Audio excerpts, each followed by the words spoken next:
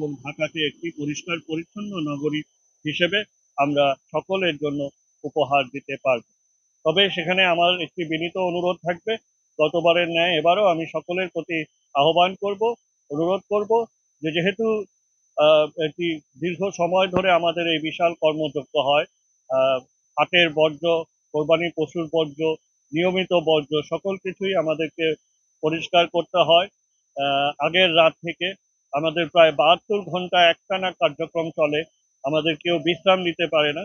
এজন্য আমি সকলকে অনুরোধ করব যে 2 দিনের মধ্যে, ঈদের দিন এবং পরের দিন, এই 2 দিনের মধ্যেই যেন সকল কোরবানি সম্পন্ন করা হয়, যাতে করে এর পরবর্তীতে আর নতুন করে কোনো কোরবানির পশুর বর্জ্য আর সৃষ্টি না হয়।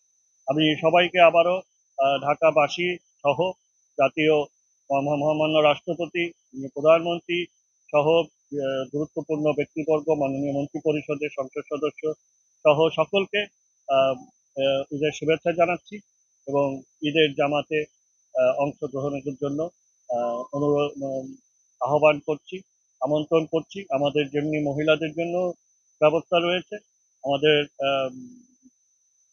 কূটনৈতিকদের জন্য ব্যবস্থা রয়েছে এবং আমাদের মুসল্লিদের জন্য সুন্দর ইনশাআল্লাহ স্বাচ্ছন্দ্যে যারা তারা করতে পারে সেই পরিবেশ আমরা। আপনারা জানেন যে এখন বাংলাদেশে আমাদের যে কোরবানি হয় বছরে, যে ঈদ উপলক্ষে, এখন কিন্তু সারা বাংলাদেশের মানুষ তাদের নিজস্ব উৎপাদিত এই গরু, ছাগল এবং পশু তারা জবাই দিয়ে থাকে। আমাদের বাইরে থেকে এখন আর আমদানি তেমন একটা করতে হয় না। তো সেই প্রেক্ষিতে একটি বলবো যে সকলের মাঝে কিন্তু একটা নতুন উচ্ছ্বাস বছরের এই দিনে, সকলের এই ত্যাগের মহিমায় কোরবানি দিন। এর জন্য আমাদের হাটগুলো দেখা যাচ্ছে যে দিনে দিনে আরো বিস্তৃত হচ্ছে। প্রচুর কোরবানির পশু এখন ঢাকা শহরে আসে এই কোরবানি ঈদ উপলক্ষে এবং প্রচুর কোরবানি দেয়া হয়।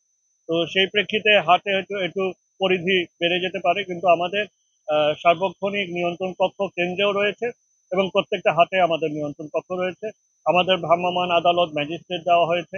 আমাদের আঞ্চলিক নির্বাহী কর্মকর্তাদের নেতৃত্বে তাদেরকে ম্যাজিস্ট্রেসি ক্ষমতা দিয়ে সেখানে তাদেরকে তদারকির জন্য রাখা হয়েছে এবং এই 3 দিন কোরবানির 3 দিন আগের দিন থেকে আমাদের সার্বক্ষণিক কেন্দ্রীয়ভাবে আমাদের সকল কর্মকর্তাদেরকে দায়িত্ব বন্টন করা হয়েছে তদারকি করার জন্য।